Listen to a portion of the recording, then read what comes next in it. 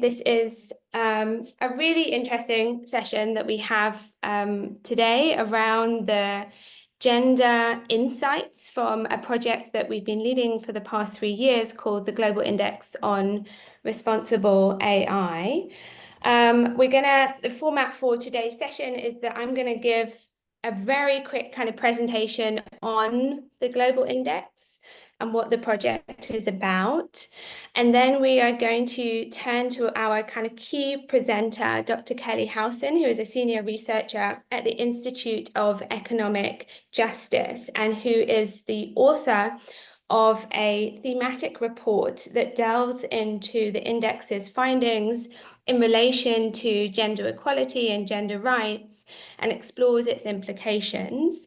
That report is now available online together with a series of other reports exploring human rights and AI and the insights from the Global Index project. So my colleague will put that link in the chat. And then we have two distinguished panelists who are going to give us some responses and insights on their perspective. So we have our longtime collaborator, Professor Nagla Rizk, who is the lead of the MENA AI Observatory, which is the sister observatory of the African Observatory on Responsible AI, which is a platform that we lead here at the Global Center on AI Governance. And she's also the founding director of the Access to Knowledge for Development Center at the American University in Cairo. And then we have Rebecca Riakatimbo, who is the co-founder and director of the Core 23 Lab and KS Gen. So we're really excited for two very different perspectives. Sorry, I'm just going to thank you so much for going on mute. Two very different perspectives to really unpack the implications of our findings. So I'm Rachel Adams. I am the founding CEO of the Global Center on AI Governance, and I'm going to share my screen to give you all a little bit of background on the Global Index on Responsible AI project. So I hope you can see my screen. This is a project that, as I said, we've been leading since 2021, and its core objectives to begin with were to explore the questions: do the conditions exist to support and promote the responsible use of AI in countries around the world? And what does progress look like over time, and how do we track this? We published the first edition of the index in June 2024, and we are about to start work towards the second edition of the index, which will be published in 2026. This is a project that is supported by AI4D Africa, which is funded by IDRC of Canada and FCDO in the UK. And the first edition had additional support from the Government of Canada and USAID. So what we sought to achieve quite specifically with the project was to establish a systemized set of benchmarks, human rights-based benchmarks for what responsible AI is, and then to measure how far they have been achieved in countries around the world. And then really we wanted to be a mechanism to support the implementation of AI ethics principles in practice. And as you will see from the results, it really is still largely a rhetoric around responsible AI rather than something that is being implemented in practice. So in the first edition, we measured responsible AI in 136 countries and 2 further jurisdictions. We covered 41 countries in Africa and much across the global majority as well. So this was really the most kind of comprehensive, globally, the most comprehensive study that's been undertaken in relation to responsible AI to date. We collected data through recruiting 160 experts in countries all over the world who completed an expert survey that took them about 4 months. So you can understand the width and the breadth of that survey, asking them to explore evidence around the different dimensions of responsible AI.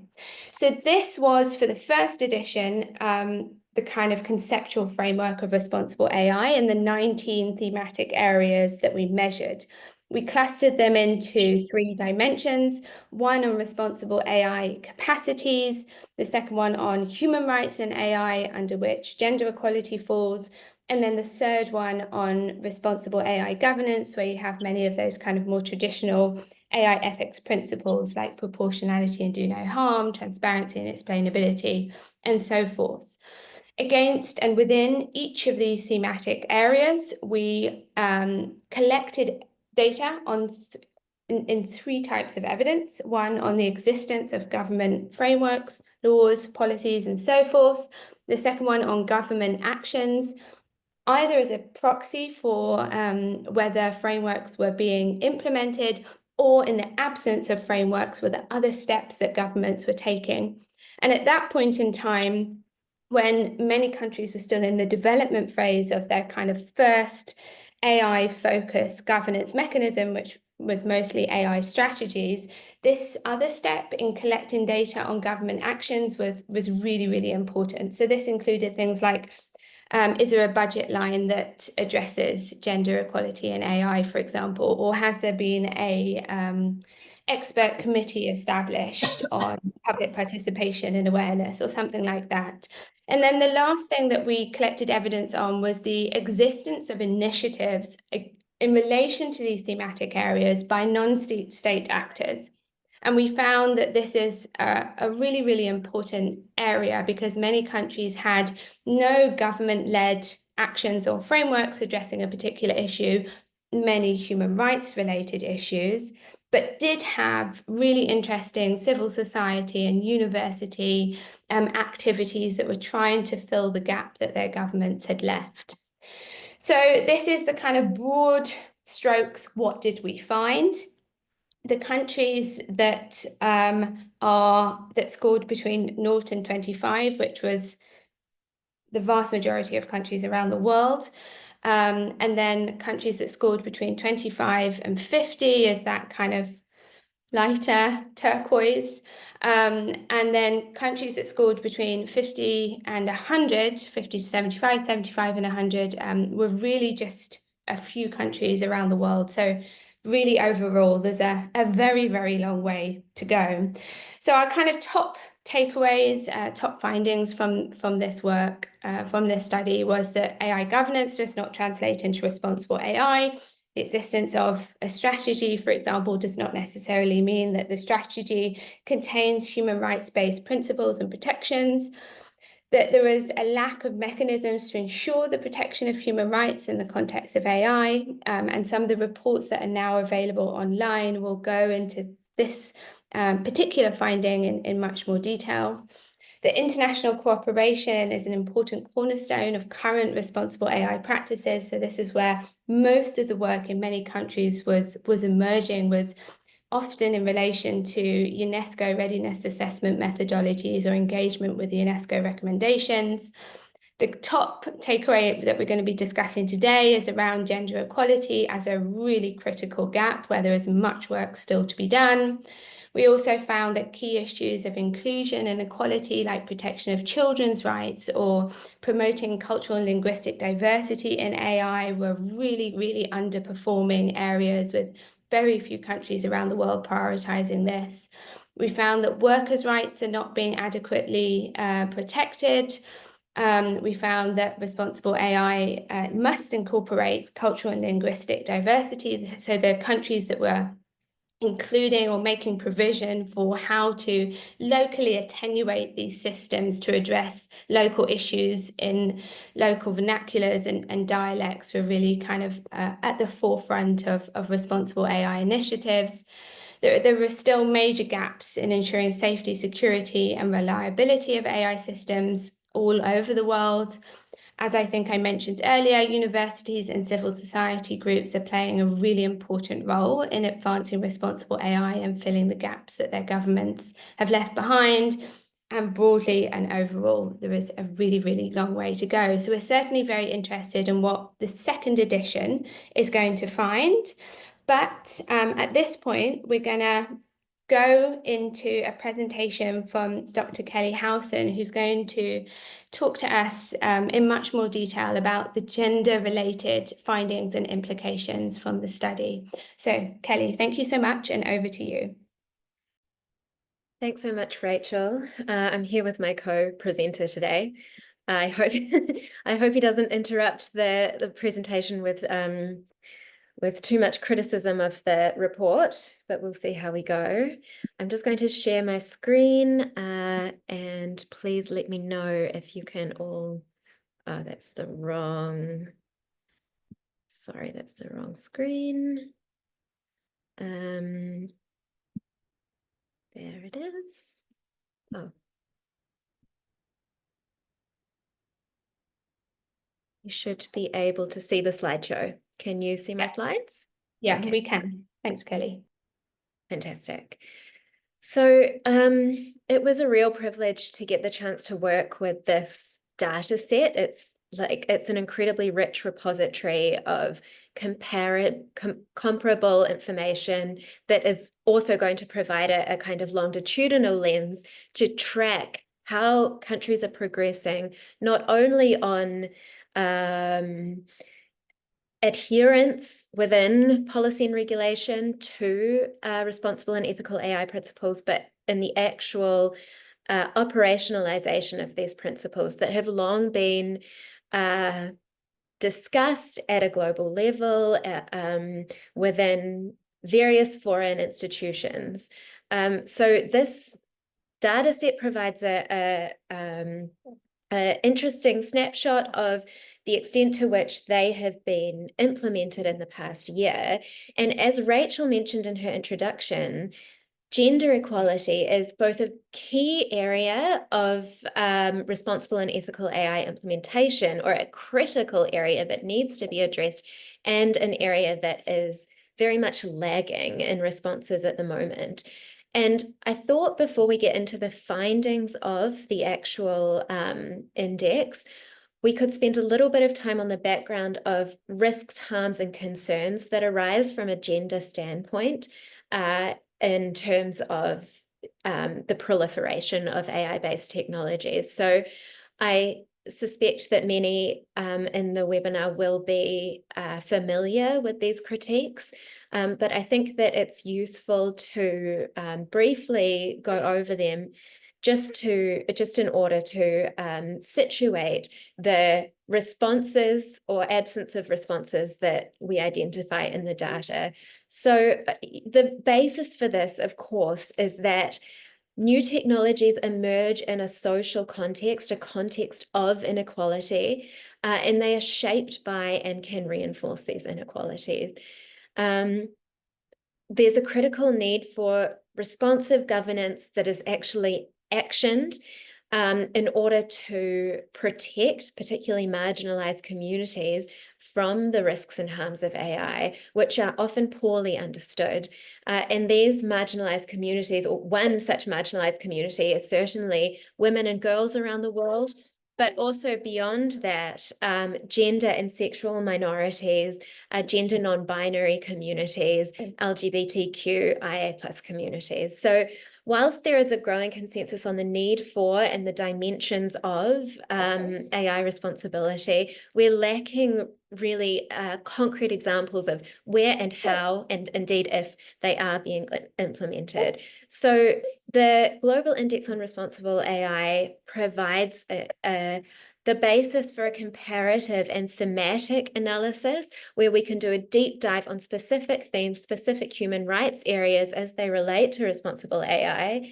And we can kind of take a snapshot of where we're at with specific areas, including gender equality. So one of the key issues relating to gender and AI-based technologies is the gender digital divide, and a lot of inequalities stem from this. This is referring to the fact that women and girls globally have less access to digital spaces and digital devices and connectivity. So more and more, excuse me, he's starting to voice his criticisms already. Thank you. More and more, access to digital spaces is a prerequisite for participation in civic life, democratic life, in the economy, and education. And for this reason, it's extremely concerning that women and girls around the world have less access to these spaces. And not only lower access to digital devices and connectivity, but also digital literacy. So a UNESCO report found that women are much less likely to know how to use digital technology for basic purposes.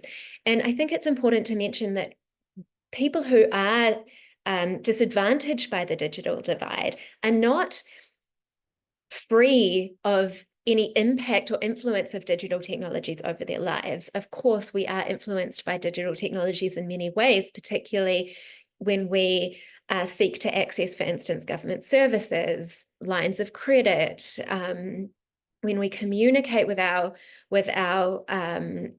communities, and when we're exposed to information, we're impacted by AI technologies, but we may be more passive within that relationship.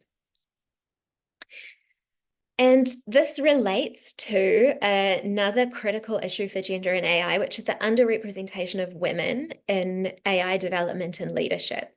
So there are some stark figures in the literature. Women make up 1/3 of ICT graduates globally, and just under 1/3 of the tech workforce, the ICT workforce globally. And when they are represented in the workforce, they're less likely to be in leadership positions. 17% of managers at ICT companies, 18% of directors, and only 4% of CEOs. Only 1 in 5 employees in technical roles at major machine learning companies, the companies that are actively engaged in developing AI-based technologies.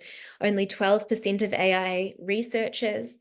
And I thought, given that many of us have a special interest in the African continent, that it would be also useful to include this statistic. Africa is ahead of the curve globally in terms of the representation of women in the tech sector, though women still only make up 29% of the African AI workforce. And then, of course, the broader structural underpinnings of how AI gets developed, very much reliant on access to venture capital. So in 2020, only 2.3% of venture capital funding went to startups with female founders, which is quite shocking.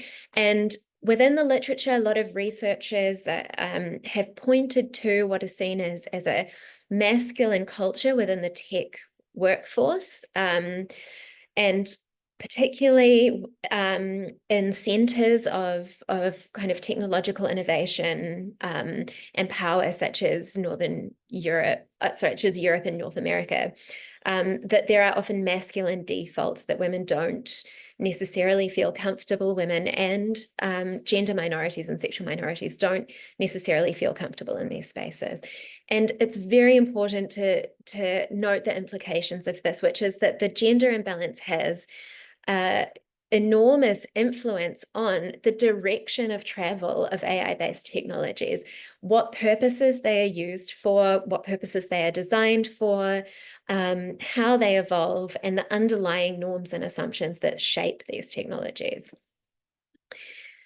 So this feeds into prevalence of gender bias, discrimination, and stereotypes, which are encoded within the data sets that are used to train AI-based technologies, machine learning technologies, and also inherent in the algorithmic systems that by which decisions are made by these technologies, as well as the way that they're packaged.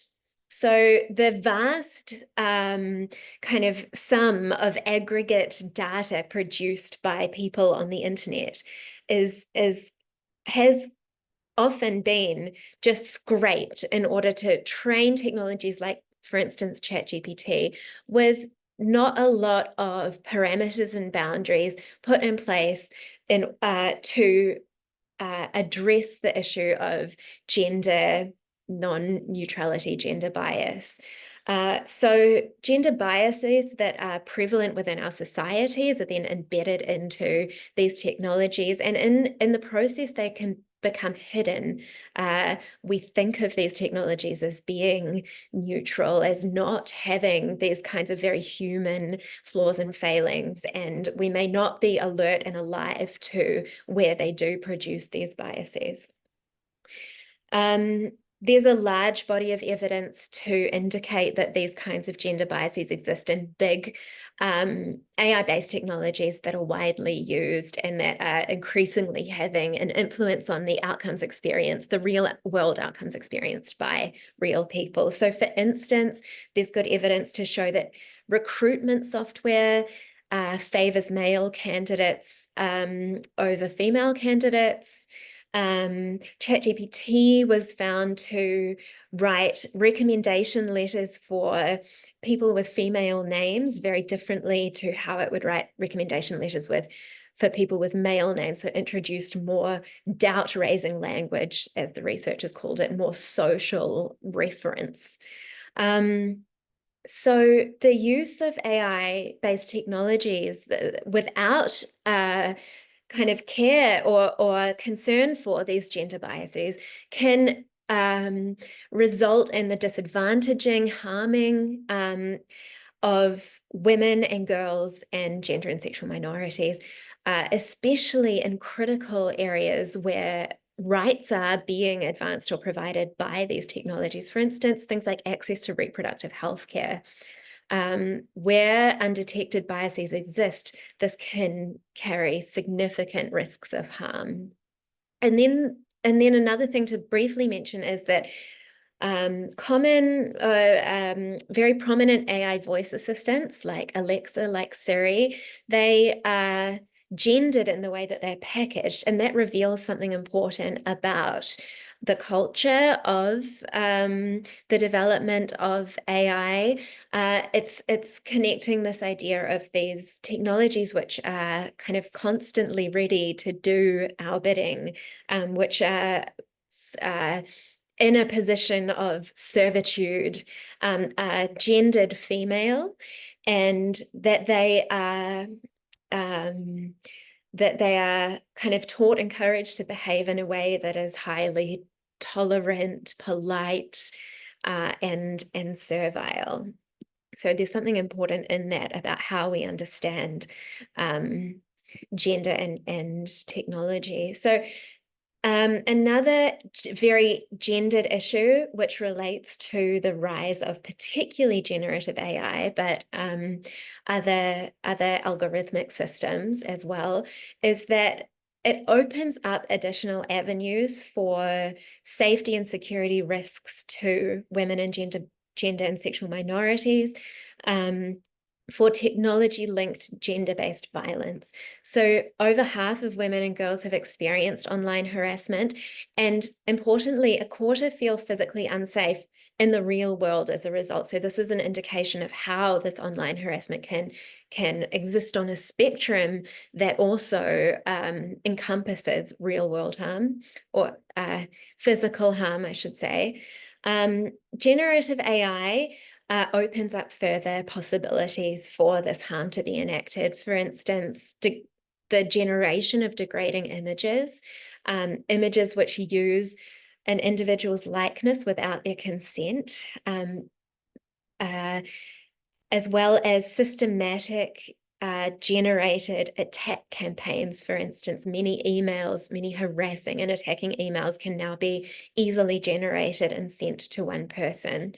As well as the invention of synthetic histories, which are designed to discredit or humiliate. So somebody might post something about me online that I have done in the past that is degrading and humiliating, that is, entirely invented.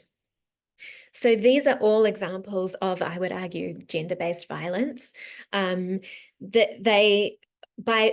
are more vulnerable women and minorities are more vulnerable to this type of violence simply by virtue of the fact that they are more, this type of online violence by virtue of the fact that they're more vulnerable in the physical world and physical spaces as well. Rachel has already explained the methodology of the Global Index, so I won't go into that in detail, except to say that this report focused specifically on the data related to the gender equality pillar within the Global Index. And we sought to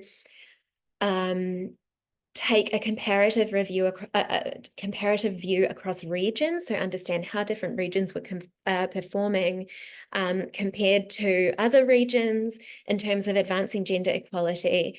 And we also sought to take a comparative view with other thematic areas. So to what extent is gender equality a focus within overall approaches to ethical and responsible AI? And Rachel has described the structure of the Global Index, so I'm not going to repeat that. I'll get straight into the findings. So the most stark finding of this analysis, and I think one that bears repeating again and again, is that gender equality is not a major priority within existing approaches to implementing responsible and ethical AI. So it's a significant gap, and the fact that it is such a significant gap is extremely concerning, given the very real harms that women and girls and gender minorities are facing around the world. So 67% of countries scored below 25 points with respect to the gender equality thematic area. 25% of countries scored between 25 and 50 points. So the vast majority of countries are scoring within the low, much lower end of the index. And only 24 countries had what could be deemed, under our kind of scope definition, government frameworks to advance gender rights and equality. So the index, Rachel can correct me if this is a mischaracterization, but the index kind of prioritizes government frameworks as, you know, essentially the gold standard of how responsible and ethical AI principles should be implemented, and not only government frameworks, but enforceable government frameworks. So the existence of a government framework may or may not be binding on the government, and it may or may not be legally enforceable. So we did differentiate that in the analysis as well. So 27% of countries had some kind of initiative which didn't amount to a government framework, but was something more discrete or minor, or not kind of an overarching policy or legislation. And 67 had initiatives from a non-state actor, so academia, civil society, the private sector, some kind of initiative that was concerned with advancing gender rights and gender equality in light of AI-based technologies. And 43% of countries had no evidence whatsoever of any initiative to protect women and girls, to advance gender equality in light of AI-based technologies. So that's a very concerning gap. And we did find some regional differentiation in the existence of gender equality advancing frameworks. And you can see that this more or less kind of mirrors Rachel's heat map from earlier, where there are only a very small handful of countries that are performing well, and the vast majority of countries, particularly in regions of the majority world or the global south, have a long way to go. And what we also found, a quite interesting finding when we compared the global north regions and the global south, was that there are much more institutionalized frameworks within the global north. So a higher number of global North countries had government frameworks, government actions, and actions by non-state actors. Comparatively, there were very, very few government frameworks amongst the global South countries. I know I heard somebody now, I think maybe I'm coming up to time. I'll speed quickly through the remainder of the findings. As I've already mentioned, gender equality is very much one of the lowest performing areas within the index. So within the human rights dimension, it is above, it performs better only than children's rights. And of course, gender equality and children's rights are very much kind of connected and inextricable. We also see differentiation between the regions of the global South or the majority world. There are a lot more government frameworks in Asia compared to Latin America and the Caribbean and Africa. And as you can see, the African continent is lagging behind in terms of initiatives overall, whether it is government frameworks, non-state actors, etc. But we can also see that initiatives driven by non-state actors are stepping in to fill a gap of regulation at the moment, more so than in the global North countries. So there's a greater proportion of initiatives from non-state actors in the global South countries. That was a quick overview of the findings. There's a lot more detail in the report itself, but I think that the key takeaways from this research are, again, to echo what Rachel has said, gender equality is both a critical area where rights must be protected and advanced proactively by both governments and non-state actors, but it's also an area where we're lagging very far behind. Even where progress has been made on implementing and enforcing responsible and ethical AI, the majority world countries are also lagging behind in the development of frameworks to address these, and the risk there is that already vulnerable and marginalized populations are exposed more to the risks and harms of AI-based technologies. And even where frameworks do exist, they are not, or much less likely to be legally enforceable, and therefore are limited in their impact. The report includes a number of recommendations to both policymakers and private sector actors. I won't go over those now. You can see them in the report, and this is a very kind of summarized list but I'll leave it there, Rachel, and hand over to you. Thank you so much, Kelly. That is really, really interesting. I think part of what is difficult is that many of these findings are unsurprising, but what is useful about the index is it gives us that degree of granularity to say, this is the baseline. We've got a long way to go. And I hope when we come to the second edition and what we find, there will be an improvement. But I think at the same time, we've seen that with these new emerging technologies like generative AI, a new suite of gender-related harms can occur. And I think that's similarly going to be the case with agentic AI as well. So you will see that the Q&A mechanism function has been opened. Please do start putting your questions in the chat. And in the meantime, we're going to turn to our wonderful respondents to give some insights from their perspective. So Nagla, I'm going to turn first of all to you. Thank you. Thank you very much, Rachel, and thank you, Kelly, for an amazing presentation and a great report. Congratulations. I was asked to comment on the findings, so I'm going to put my thoughts, in sequence of the questions and the points. So I have 7 minutes, right, Rachel? 7 minutes? Yeah. Yes, that would be great. I'll try. Okay, so first of all, you said something very important. Doesn't surprise me. I think the conclusion that gender equality is overlooked in AI governance framework does not surprise me. And again, it reflects, a real world overlooking of gender equality in many different aspects of stipulations that we have all around us. So I'm grateful and thank you to the Global Index for, flagging this and putting an effort specifically to talk about gender equality and bringing a specific indicator in the index. So it actually calls for the proactive measures to address that and correct for this kind of anomaly.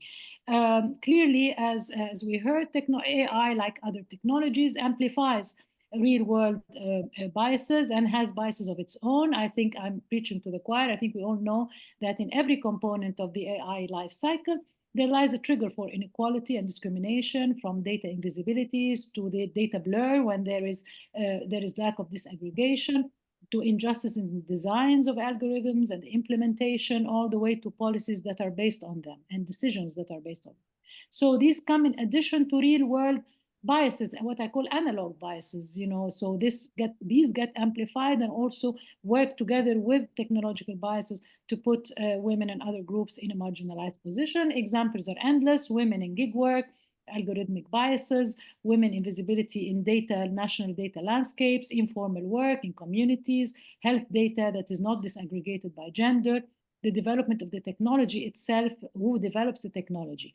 So based on this, how can AI governance frameworks better ensure the protection and promotion of gender rights, legal enforceability, pushing for proactive regulatory measures for gender inclusive AI?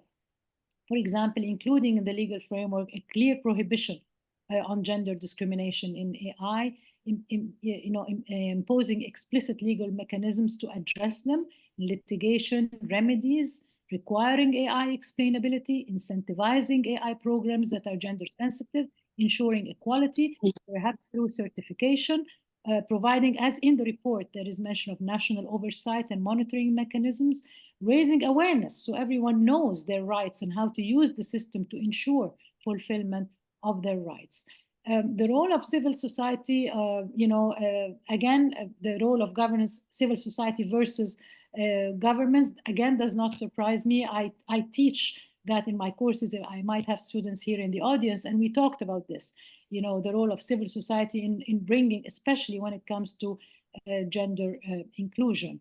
Now, in many ways, the reality is civil society, academia, we work on the ground and we work with evidence on the ground. Government stipulations, for better or for worse, in many ways come top down. And it's our role as researchers to study the implementation of these government stipulations, to inform, to get evidence on the ground and work with civil society, with the different stakeholders, with businesses, and inform governments and push to actually, provide this kind of information, push for ensuring equality and justice. So this is how we function. At the center, the Access to Knowledge for Development Center and the MENA Observatory on Responsible AI, this is what we do. We work on the ground, we search for evidence, we bring the beneficiaries around the same table, different stakeholders, businesses, parliamentarians, government, champions from governments, champions from businesses, engaging them from the start and pushing to bring change.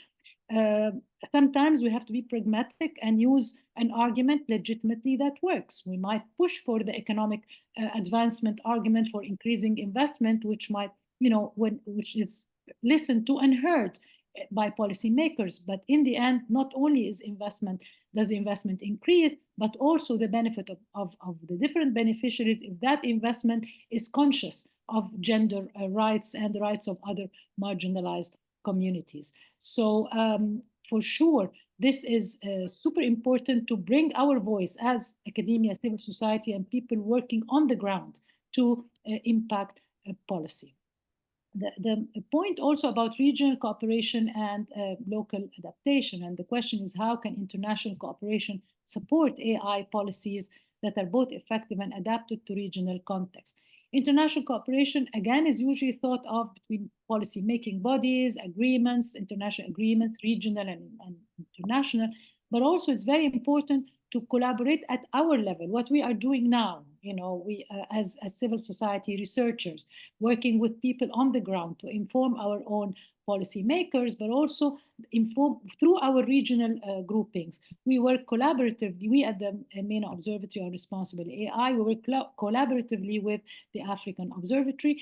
Together, we work towards the same goal on, in implementing responsible AI, which of course engages with gender equality. The global index is a fantastic step, because here we find these results and we work with them. As I mentioned, we're going to research that. We go beyond the numbers. We look at the numbers and study what is happening on the ground and push for more. This webinar is actually an example of collaboration, regional and global collaboration, to achieve the desired objectives. A related interest also, so we collaborate for gender equality, but we also think of other related fields. You mentioned children's rights, and we just joined the Beneficial AI for Children Coalition in Paris at the Global AI Summit, and I'm going to post the link to that coalition for everyone to check it out. But the one activity I want to really highlight in that aspect is the Feminist AI Network.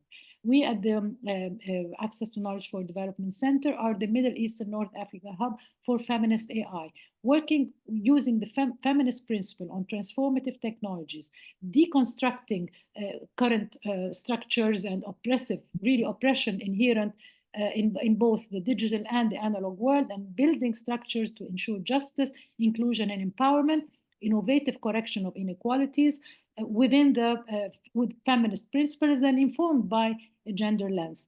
We have an example of this is technology that helps, for example, the AI that helps education of girls. We have a specific project for the underprivileged girls, in teaching them math in Arabic by our recipient, our researcher, who did a fantastic job in using AI for inclusion of students, female students in underprivileged areas. I'm just in the last minute or two, it's very important to work on ensuring diversity and representation in the local data sets that are inclusive, more women in AI design and data-driven entrepreneurship, multi-stakeholder collaboration, definitely taking strides and steps in feminist AI, working with the different stakeholders, taking heed of analog challenges, as technology does not work in vacuum. So while we are promoting using technology to promote gender equality, we also need to be cognizant of challenges and biases that come from the world on the ground.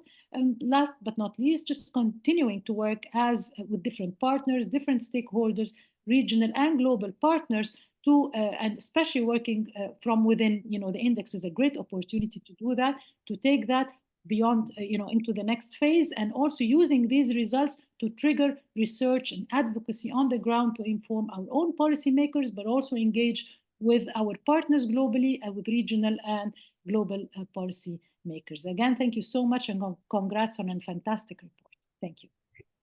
Yeah, and thank you, Nagla, for sharing all those other initiatives that you're doing and leading. I know the MENA AI Observatory is really, really involved in addressing the kind of gendered implications of new technologies and AI. Okay, there is a poll there, which I'm hoping that everybody is able to respond or provide some answers to, while we turn to our next panelist, Rebecca. I'm really interested to hear from you, particularly as you have the more technical understanding of some of these challenges. So Rebecca, over to you. Thank you, Rachel. I think this was a very insightful presentation, especially a lot of the findings that were coming up, especially around the gaps in terms of women participation in building AI infrastructures, not only from a perspective of leadership, also from the perspective of who are the people who are actually building the data that we're using, who are actually building the solutions that we are embracing when it comes to AI adaptability. And one of the things that for me really stood out, especially on the point of recommendations, was the human rights approach. Why? Because I think one of the things that we often miss out when we speak about AI and gender is just the importance about centering the voices of the people who are likely to be marginalized by these solutions. And that aspect of it is very critical when it comes to gender. One of the things that I've been thinking about, especially among the point around the gender gap, or especially on bridging the gap itself, one of the things that really spoke out to me is the aspect around capacity. So we have a challenge in terms of how we capacitate different communities to engage in the process. That's why it's very critical to consider how different stakeholders can come together to kind of bring these solutions towards the people. And the findings are not surprising, especially on the aspect of who are the stakeholders who are pushing for this capacity to be embraced by different genders. I think one of the things that were mentioned during the presentation was about the percentages of those that are engaged in capacitating, and there was around 67% of those that are pushing for the embracement of the capacity. And this is mostly coming from CSOs, and that is not a surprise. Why? Because CSOs kind of speak from the grassroots level. They spend time with the communities, they understand the challenges that are prevalent in these stages, and they're able to kind of bring out the lived experiences of these communities. So when it comes to capacity, I think one of the things that we need to focus in how best can we elevate and ensure that women have the capacity to participate in these spaces, not only as builders, but also in the sense of decision making. We need to have more women that are CDOs, they're making decisions around which data is used to build the models for AI, who are making decisions around how these models are evaluated for biases of the algorithms itself. So there's many roles that can be played by different stakeholders. And the thing that will be very useful is the stakeholder engagement. How do we ensure that we have that multi-stakeholder approach when we're doing this work? How can we bring CSOs to the table and let them give us their lived experiences from the community on what women want, what marginalized communities really need AI solutions to give them, and how they can be involved? And one of the things that I have been really keen on looking at is what are these principles that are kind of guiding this kind of work?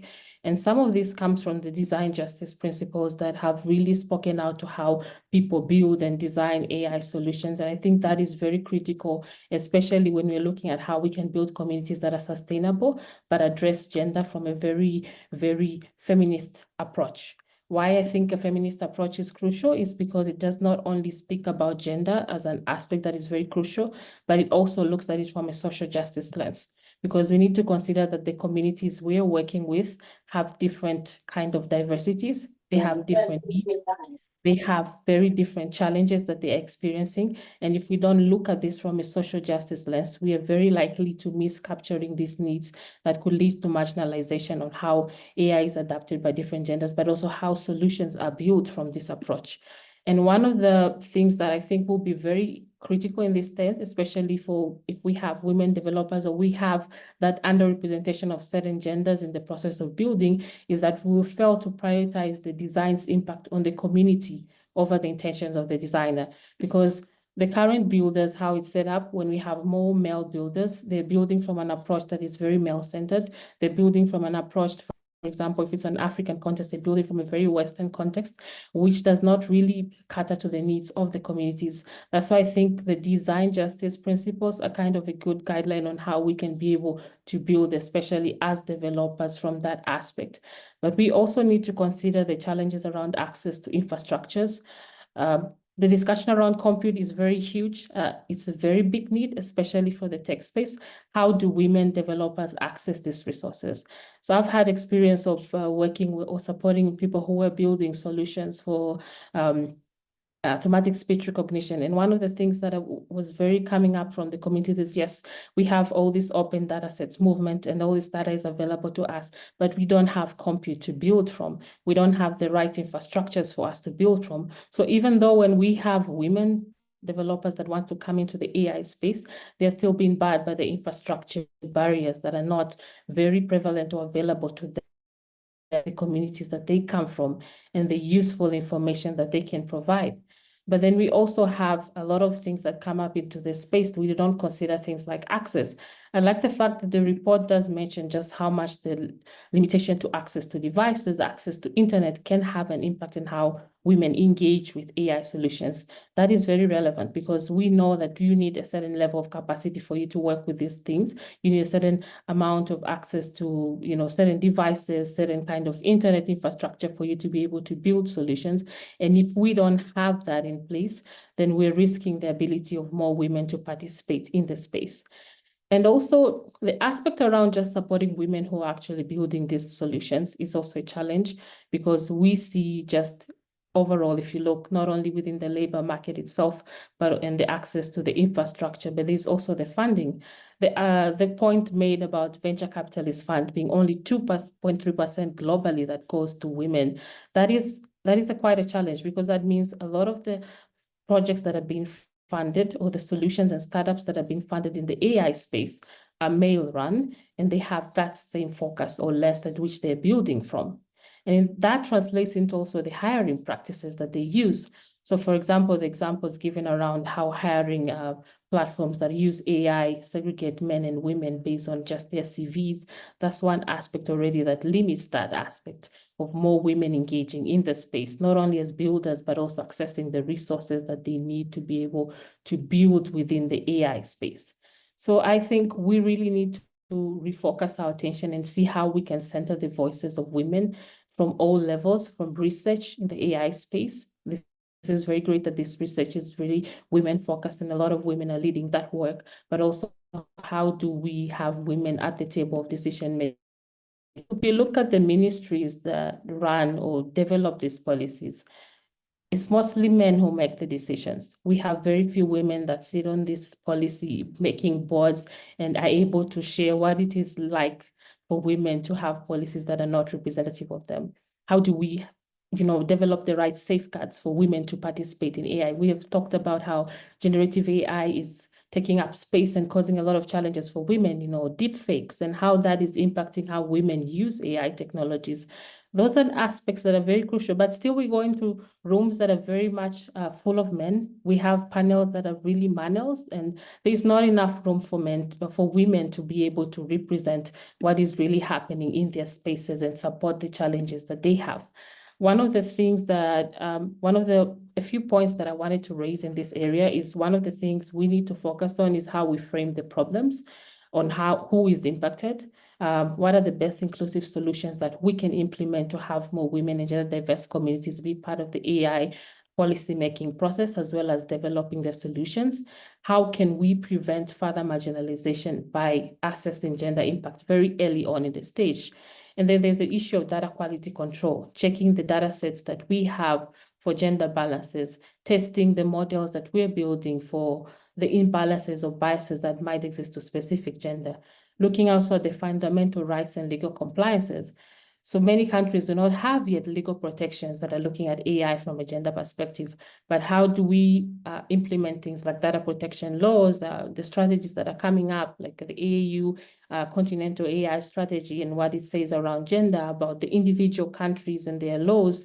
How do we also use a user-centered design approach when it comes to building solutions in AI space? That is only not looking at how the infrastructure or the structure of how these AI systems looks like, but also the design and testing of them.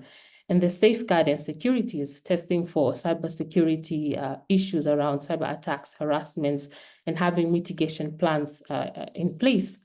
Also monitoring and evaluation to constantly, continuously track biases and be able to signal what are the barriers to participation. And most importantly, to stress the collaboration or building partnerships with different stakeholders. The role of CSOs in advocacy should not be ignored. Their role in raising awareness should be very much something that is upheld. Their role in representing the lived experiences of the communities they come from is very crucial, but also the role of the government in setting up what are the ethical frameworks that should be followed, how can we enforce these regulations into place, and how can we ensure that different stakeholders come into play when we're making these decisions, especially around policy. Just knowing that policy is laying the ground for everything else that comes on top, from implementation to how impact is being evaluated. Thank you so much, Rebecca, for that really excellent intervention, and also for highlighting that governance needs to get down to the technical level and looking at mechanisms like audits and evaluations, and how they include protocols and indicators around the gendered impact. So thank you for all of that. We're now going to open up the floor to anybody who would like to ask a question. Please feel free to raise your hand, as we have that functionality here. I also see that, Warren, you have made some comments in the chat, and you're welcome to raise your hand and come in and ask your question. Nifemi, same to you if you're interested in posing your question to the panelists.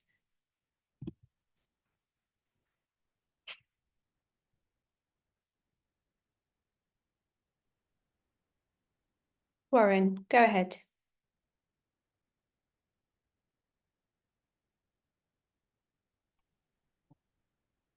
Hi there. Sorry, my sincere apologies. I've got them running two screens, so I was swapping the comment box and this screen around. So I'm sorry about the delay. Thank you so much, Dr. Adams, and good day to everyone, to all the panelists. Thank you for a fantastic, insightful presentation.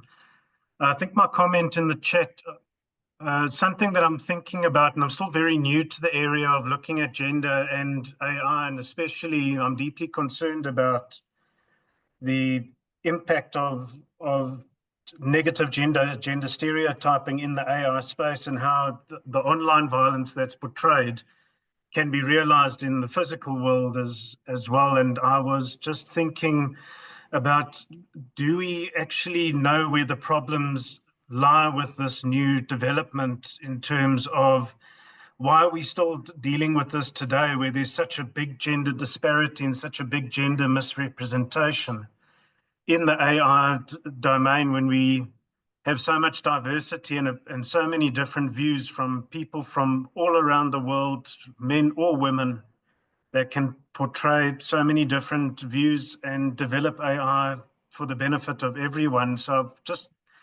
I thought I can ask any of the panelists, any insights are welcome on, do we know where the problems actually lie? Is it traditional? Is it cultural, depending on the countries or the non-state actors? Is it reflected in the media? Is it just the portrayal of, are we still dealing with this situation where, for example, this general portrayal of women being inferior to men, where that's not the case at all, and that's influencing the development of AI?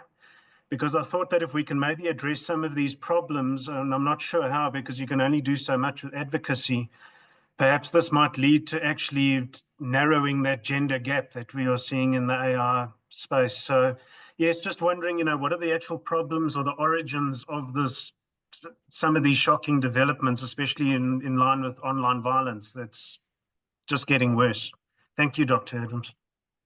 Yeah, thank you so much, Warren. We're going to take a couple of questions. So Nifemi, I see your hand is up, and I really do encourage anyone else who would like to come in, even to share some of your own work or initiatives in this area, then I very much welcome that. Nifemi, did you want to come in? Yes, sorry. I'm kind of rushing to class, so that's why my camera is off. But I have a question around the theme of data bias and training AI models on skewed data. And my question is more of, how do we practically approach that? So we realize that there is a problem, that AI only amplifies the existing biases that exist in the society, and that is transferred through, data. But how do we sort of reorient our perspectives on data? How do we, even as individual researchers or people who are just in the technical field, what do we do to sort of turn this tide around to make or to have more of an inclusive approach to data?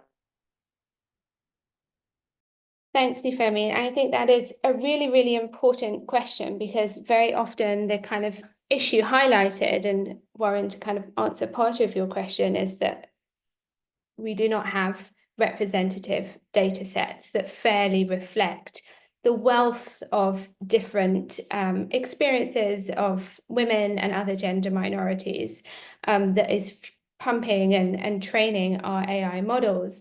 And so what we need to be doing is building more inclusive data sets, but we need to be very intentional in how we do that does not cause further data exploitation and further marginalize already underserved and marginalized groups.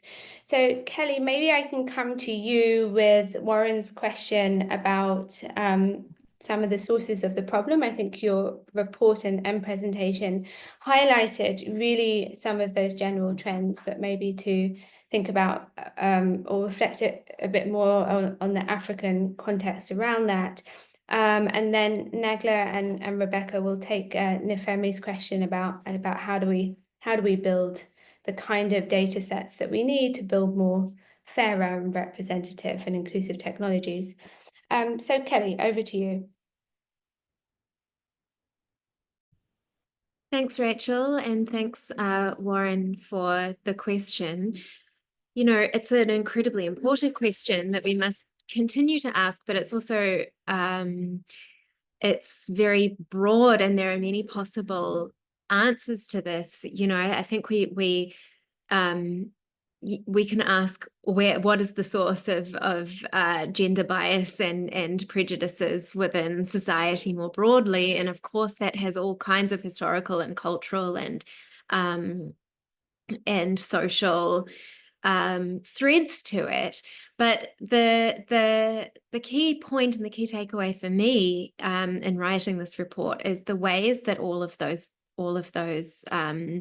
you know, preconditions, historical, socioeconomic, cultural, are translated into biases in these technologies, but in that process of being translated are kind of hidden and seen as and given this facade of neutrality and kind of technological objectivity, you know. So it stems both from the aggregate sum of digital data that we have created on the internet since the beginning of the internet, and also how it is collected, how it is processed, what assumptions are made, what parameters are put in place during that process, and not only that, but by whom, who is involved in identifying what data is going to be used for what purpose, and how it will be processed. And so, you know, these are incredibly complex questions that the report delves into very, very briefly, only scratches the surface, but I hope that you know, goes some way to kind of answering your question. Thanks very much, Kelly. Nagla, over to you. Oh, thanks, Rachel, and thanks for the question. I've done a bit of work on the problems of data in the MENA region, research on MENA region, and what I find is what I call the data invisibility. So let's think of the problems and what the solutions are. One reason it can be skewed is that whole communities are just, the data landscape is oblivious to them. They're not even there. Informal workers, people living in informal housing areas. So that's one problem. So we have the invisibility, and we have sometimes the blur when the aggregations cloud out granulations. You don't see the disaggregation. So logic would say, okay, we want data to be inclusive, to include everyone, and to be as disaggregated and granular as much as possible. It needs to be localized. It needs to be collected, as much as possible grounds up. Perhaps, how do we do that? I mean, yes, this is what we would like to achieve, but reality on the ground, especially in less developed countries, perhaps innovative data collection solutions. We've had projects where we collected data in more than one way, and we layered data on top of each other to try and find what is the final picture, what does it look like. So the kind of data protection mechanisms that are innovative, that are inclusive, and actually in encouraging data-driven entrepreneurship. So you would strike two birds, with one stone, in the sense that you encourage entrepreneurship, hopefully female entrepreneurship, but also that is involved in data collection. It is not easy, but it needs to be put on the radar. We should not, what I do know is we should not settle, with all due respect to national data landscapes, to government collected national data landscapes that look top down and may totally exclude communities. Clearly, we should not rely on data that's imported from other contexts, but even in local contexts, we need to get data that is collected on the ground and that is inclusive. Of course, you need the data protection laws, you need to ensure people's privacy, but disaggregation and inclusive data should be the objective. And then, given local context, we try as much as possible to have that data to be as representative as possible of communities. That's one step in that direction, and I hope that addresses your question. Thank you. Thanks so much, Nagla. Rebecca. So also the question of data is very crucial when it comes to AI. And for me, I think there are 5 things. One is a feminist approach. We need to be able to understand the historical context behind these challenges that we have when it comes to data. From a cultural perspective, from the aspect of just how communities have been doing it for a very long time due to different influences. And then we need to look at it also from a perspective of intersectionalities, the different dynamics to how we view different genders. So we need to look at both these things. They are also very differing things when it comes to how we collect data sets. But there's also an issue around disaggregated data that Nagla has already mentioned about. That is also very important. Why? Because the kind of metrics that we collect kind of inform the kind of data sets that we have. So we need to make sure that we're collecting the right metrics. So if we're collecting data sets that are going to be used to train, let's say, for image recognition, whatever images we're collecting, we need to consider things around age, we need to consider the genders that we're representing, we need to consider the races that we're representing. So you need to think about what kind of metrics you're collecting and how you annotate that data, because that will kind of reflect or be represented in the data set that is built. But we also need to have, I think, varying levels of data sets. We need to have data set that we can use just to train our models. We need to have data set that we can use to evaluate our models for specific subsets that will help us. For example, if you have a data set for image recognition that is for women, then you have to also have another data set that can evaluate that data in terms of, identifying where the biases are when you're building models. But also ethical guidelines. I think that is crucial, because some of the challenges, for example, not all of them are confident to donate their data sets in any way. For example, if you're collecting voice data sets, they're not always confident in that. So you need to have good ethical frameworks around how you will get informed consent from them, how much the community is going to benefit from that work, what value does it bring to them. This kind of motivates that aspect of how you incentivize them to be part of the process or give back to the community that contributes to that data. But there's also the aspect around licensing that is now coming up as an important discussion around how we license these data sets. I know we are speaking about building in the open and having data sets that are open, but when it comes to collecting inclusive data sets, we need to really consider how the licenses that we choose impact the communities and different genders and how they interact with our platforms. I think if we can think through those things, it will be crucial for us to be able to collect the kind of inclusive data sets that we seek. Yeah, thank you, Rebecca, and thanks for mentioning the data licensing issue, because I think that is really, really interesting, especially where community-led organizations are building data sets that are representative and are diverse, and then they get sucked up by big tech companies, and those groups see no benefit from the really kind of important work that they're doing. So I believe there's colleagues at CIPIT in Kenya and LDRI also in Kenya and University of Johannesburg that are working on a protocol for data licensing.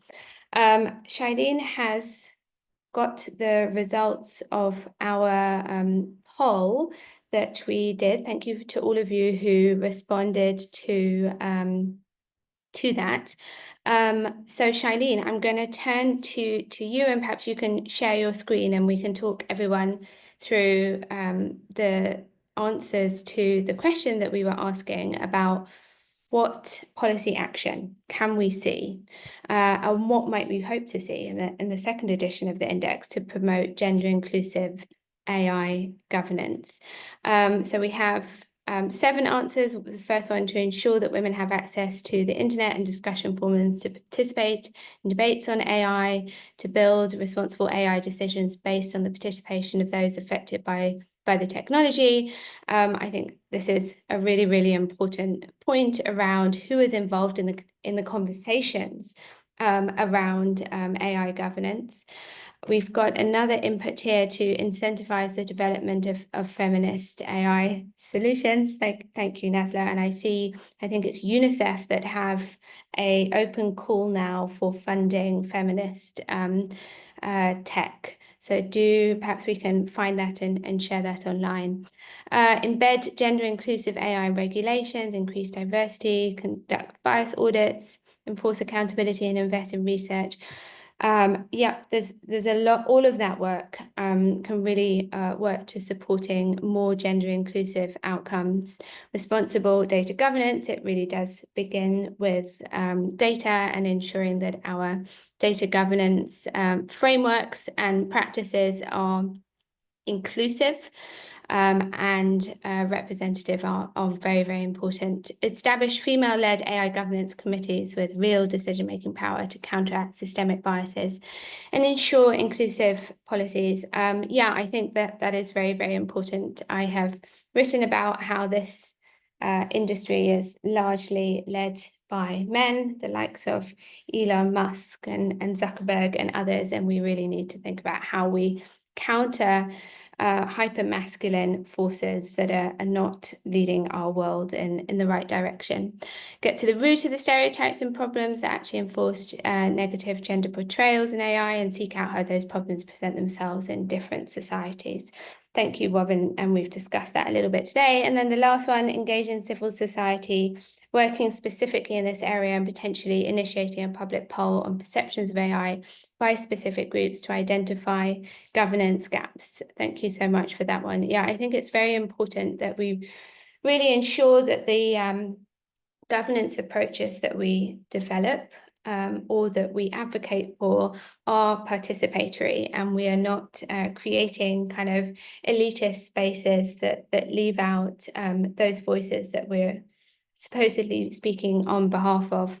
So we have just a few minutes left. If there's no further questions, each panelist has just 1 minute to perhaps share what they found most interesting about the discussions today. And perhaps, Rebecca, we can start with you. So just a 1 minute reflection on any of the issues surfaced today.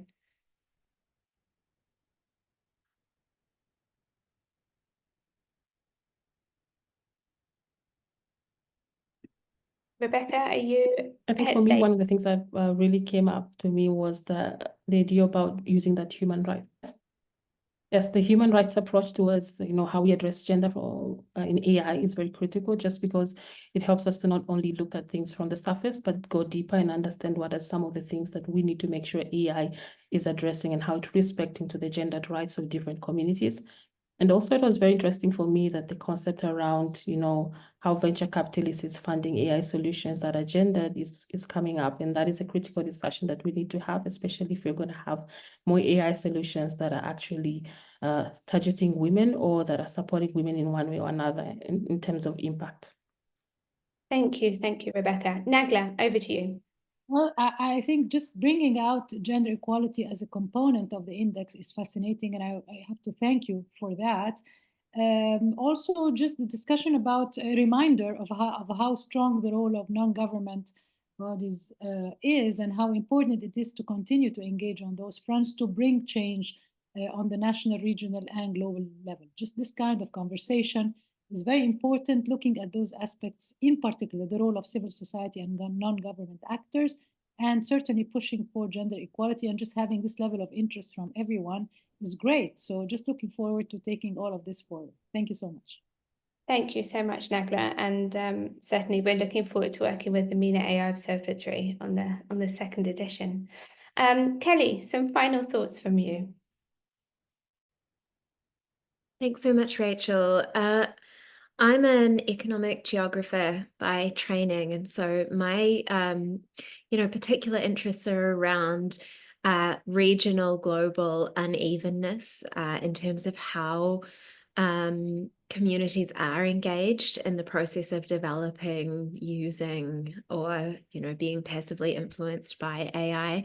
So I thought an interesting finding, or an interesting kind of contribution that the index makes in general, is how we can take this regional comparative view or country level comparative view. And one very concerning thing for me is the fact that regions which are already engaged in have less influence over the development of AI-based technologies may be more exposed to gendered risks and harms specifically, but other risks and harms as well. So I think that's something that we need to kind of tease out further from the index data in following years. Yeah, that is very interesting. Thank you. And thank you, Kelly, for your really, really insightful presentation and report. The report is there in the chat. Thank you to Nagla and Rebecca for joining us as panelists and sharing your expertise. Thank you to all of you for joining today's session and the team at GCG that organised all of this. We have another session taking place 2 weeks today, I believe. Shailene, you can correct me if I'm wrong on the date, but it is exploring some of the other reports that we've developed around the human rights implications of artificial intelligence using the global index data, many of which have been written by our wonderful researcher, Silam Abdallah. So she will be presenting in 2 weeks' time, and we look forward to seeing you all then. And thank you for joining us today. Bye-bye. Thank you very much, Rachel. Thanks, everyone. Thank you, Kelly. Bye-bye. Thanks, everyone. Everyone.